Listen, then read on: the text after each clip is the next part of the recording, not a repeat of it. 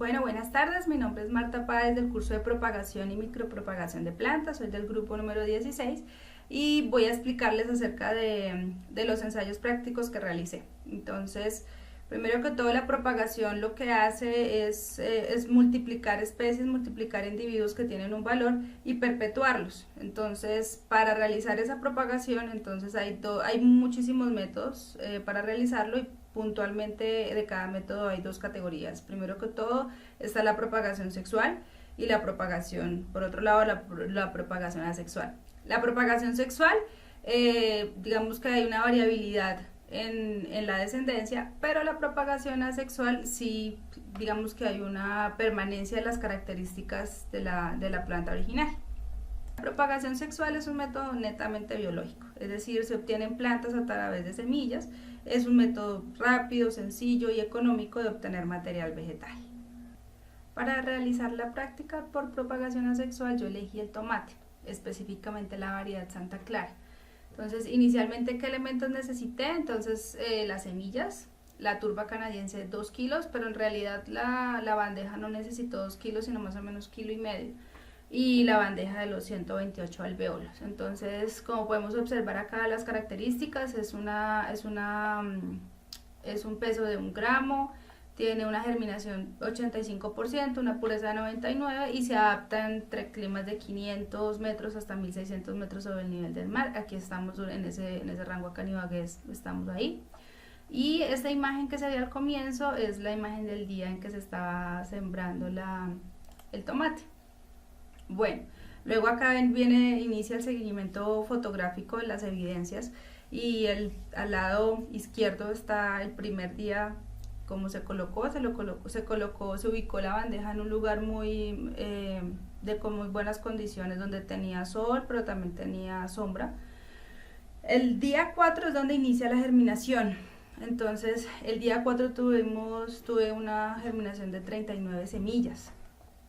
Y fue el día de mayor germinación. El siguiente día, que fue el día 5, fue 23 semillas. Y el último día, por decirlo, de mayor germinación, el 6, ya fueron 11. Entonces esos 3 días, el día 4, 5 y 6, fueron los días de más alta germinación. Ya la siguiente imagen tenemos los días 8, 10 y el día 12, su comportamiento. Tuve una muy buena germinación y le atribuyo ese éxito a la temperatura y a la humedad.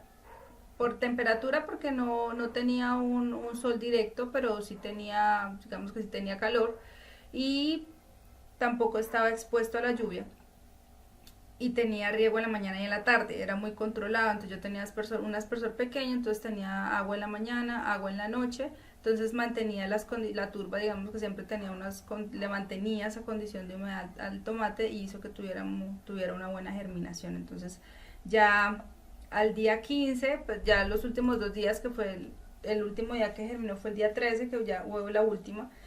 Ya el día 14 y 15 ya no se presentó más germinación.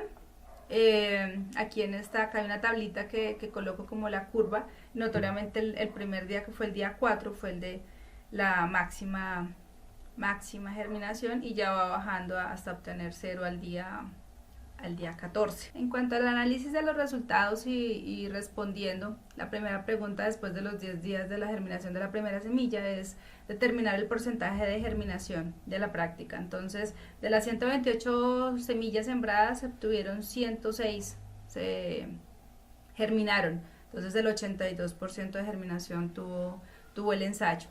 En cuanto a qué factores atribuye este porcentaje de germinación,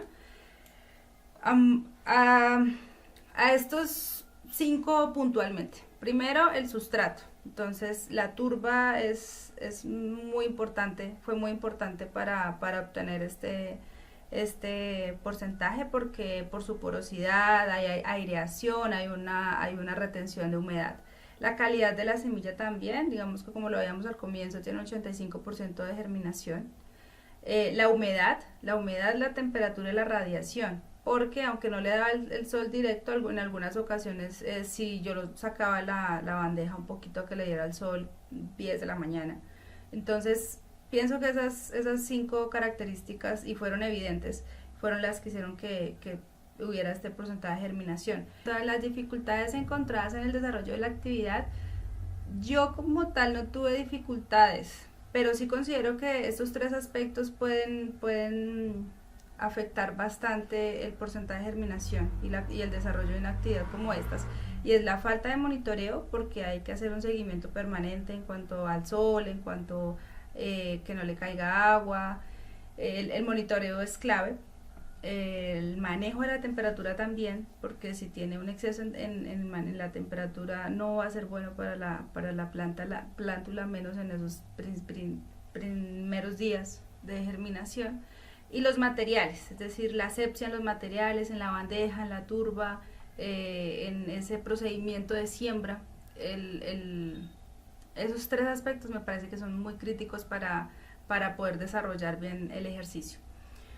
En cuanto a cuáles considera que son las ventajas de utilizar la turba como material de sustrato para propagación sexual de plantas en bandejas plásticas, bueno, primero que todo, la elevada capacidad de intercambio catiónico que tiene la turba, eso es fundamental. Por otro lado, el pH que maneja. El pH, digamos que se le está garantizando a la planta un pH sobre 5.5, 6, entonces maneja un muy buen pH para la planta. Y la retención de humedad creo que es una de las más importantes ventajas que tiene la turba, y es como una esponja, entonces le guarda esa hidratación a la planta que la necesita tanto en los primeros días de germinación. Y por último, la porosidad, porque lo que hace es, también tiene una aireación, el tener como esa textura como rústica, bueno, de esponja, le ayuda a la aireación. Bueno, la propagación asexual ya es una técnica de propagación de forma natural. Entonces se obtienen individuos de la planta original y se le mantienen las mismas características. Y hay diferentes métodos, hay por acodo, hay por estaca, hay por injerto, por cultivo in vitro. Yo para este ejercicio decidí trabajar por estaca. Entonces trabajé con maní forrajero. El maní, pues quería hacer algo pues diferente, y el maní está cerca, digamos que a mi alcance, entonces decidí trabajar con él. Es un maní forrajero, su nombre científico es Arachis pintoy. Está en una adaptación muy similar a la de acá también, de 800 a 1800 metros sobre el nivel del mar. Su precipitación anual está entre 2000 a 3500 y puede llegar hasta 4500 anual. Bueno, para este también los mismos elementos, estacas, turba canadiense. Las estacas fue una preparación previa para obtenerlas, y la bandeja plástica de los 128 alveolos. Bueno, para este ejercicio también los mismos elementos, entonces las 128 estacas previamente desinfectadas, y pues es decir, quitándole todo lo que no esté apto para sembrar, la turba canadiense y la bandeja de los 128 alveolos. Bueno, entonces como podemos ver en la primera imagen, entonces están las estacas que están siendo cortadas con un bisturí nuevo, y se están separando las estacas, los esquejes, y el primer día de siembra fue el 25 de octubre. Entonces acá se ve cómo están ya sembradas las 128 estacas, esquejes, y el seguimiento al día 8, porque cada día lo miraba y no veía avance alguno. Y si algunas, si se dan cuenta, al lado izquierdo ya hay un material que no funcionó, que no vivió. Y igual también se ve dentro de algunos, como en el centro y hacia el fondo, algunos esquejes que no vivieron. Entonces este ensayo sí va a tener un porcentaje de germinación muy, muy, muy poco. Porque al día 14 entonces habían unas ya con flor, ya germinadas, ya muy verdes, pero también hubo un material muerto. Entonces siempre hubo un porcentaje de muerte en los esquejes. Y el día 20 entonces se alcanza a ver solamente algunas plantas ya con 4 o 5 yemas, con flores, con las hojas. Entonces estas fueron al día 20 las raicitas que ya tenían, que es una de las preguntas que viene adelante, y de las que más tenían sus hojas abiertas. En cuanto al análisis, bueno, aquí sí hay mucho más cosas que decir, pero en cuanto al poco prendimiento, ¿no? Entonces, cuando dice determinar el porcentaje de prendimiento obteniendo para la práctica, observar la emisión de raíces, que fue lo que vimos hace un momento, determinar este dato a los 20 días del desarrollo de la práctica. Entonces, los 128 alveolos, pero solamente fueron germinadas 50. 50 nada más de germinación. Esto nos da un 40% de germinación, entonces sí fue una germinación muy pobre. Y las dificultades o inconvenientes encontrados en el desarrollo de esta actividad, el primero fue el manejo de la humedad. Entonces en los primeros días exageré en el manejo de la humedad y eso hizo que se infectara de alguna manera, aparecía como un hongo encima en la turba.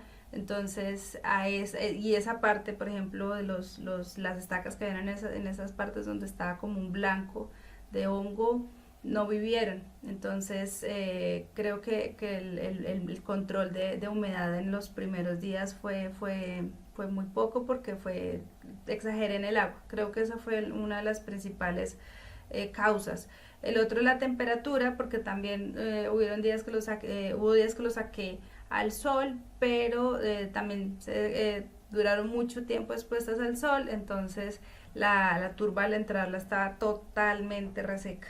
Entonces eso también pudo haber afectado. Y la asepsia, aunque les mostré que el bisturí era nuevo, pues no se hace con bisturí, ¿no? Se hace con unas navajas de acero inoxidable. Entonces eso también es vital y es muy importante.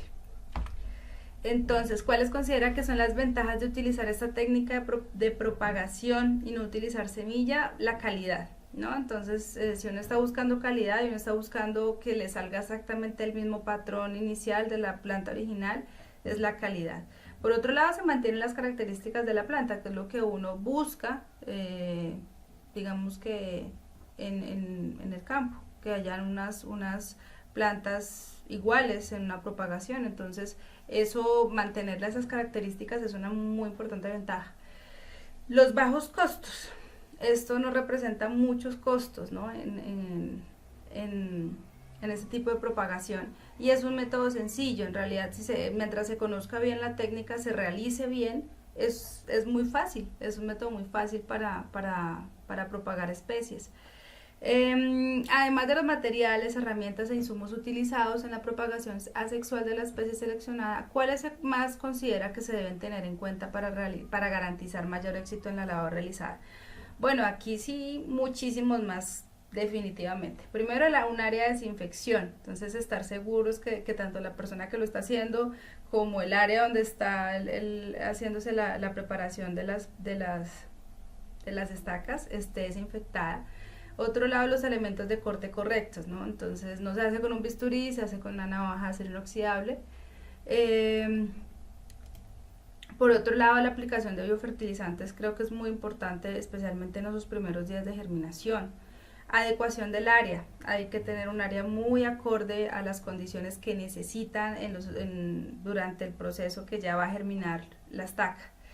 Un monitoreo permanente es definitivamente importante, porque a veces se puede exceder, como me excedí yo con el agua, o a veces puede faltar. Entonces el monitoreo es clave.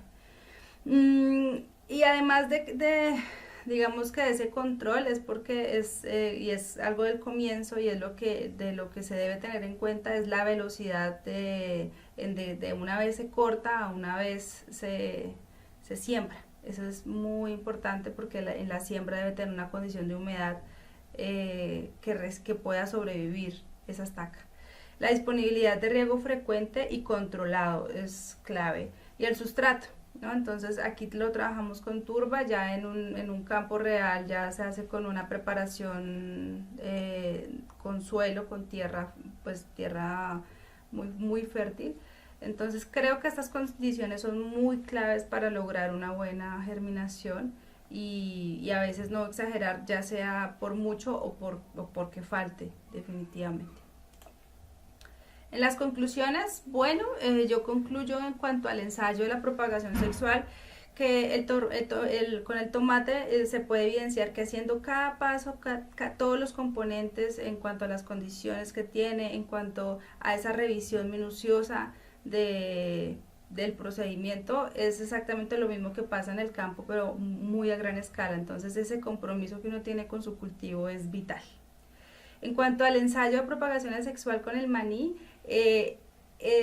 aunque es sencillo, aunque es de bajo costo, tiene una responsabilidad un poco más grande en cuanto al nivel de asepsia que se debe realizar y al nivel de detalle, que cada aspecto se haga, cada detalle, cada procedimiento se haga muy al pie de la letra para obtener una muy buena especie original de la planta original. Y el proceso debe hacerse con un control ambiental también muy dedicado, muy delicado. Por otro lado, la multiplicación es una alternativa muy útil para el agricultor y darlas a conocer, digamos que esas técnicas que estamos viendo acá, por otro lado, por la injertación, que fue algo que vimos en la práctica de campo, todos esos tipos de injertación, entonces de púa, por otro lado de corona, entonces a quien le funciona más, entonces por ahí lado se va, entonces uno tiene esa responsabilidad de dar a conocer esas técnicas que hay y identificar en cada aspecto, en cada cultivo, según los climas, las altitudes, cuál funciona mejor. Entonces fue un excelente trabajo que deja mucho para desarrollar. Y la bibliografía, las referencias usadas. Entonces, muchísimas gracias.